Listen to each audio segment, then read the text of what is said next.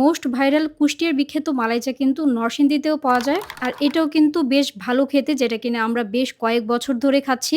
এই চাটা যে একবার খাবে তার বারবার খেতে হবে। সো বি কেয়ারফুল, ভিডিওটা দেখার আগে ভেবে নিবেন আপনি খাবেন কি না খাবেন। রানা মামার হাতের মালাই চাটা নরসিংদীতে বেশ জনপ্রিয়, যেটা কিনা অনেকেই জানে না। মালাই চাটা মেক করার জন্য প্রথমে চায়ের কাপে চায়ের লিকার এবং লিকুইড মিল্ক এড করা হয়। দেন এতে এড করা হয় পাউডার মিল্ক।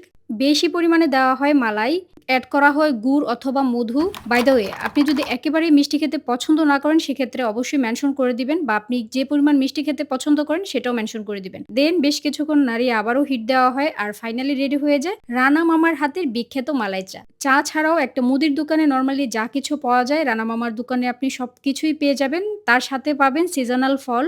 চা বসে খাওয়ার জন্য সুব্যবস্থা আছে। আপনি চাইলে দোকানের ভেতরে বসে খেতে পারেন অথবা প্রকৃতির সৌন্দর্য উপভোগ করতে করতে বাইরেও বসে খেতে পারেন। দোকানটি আপনারা খোলা পাবেন বিকেল ৩টা থেকে রাত ৩টা পর্যন্ত। And the most important thing, যেটা নিয়ে আপনারা সবচেয়ে বেশি স্ট্রাগল করবেন, সেটা হলো লোকেশন।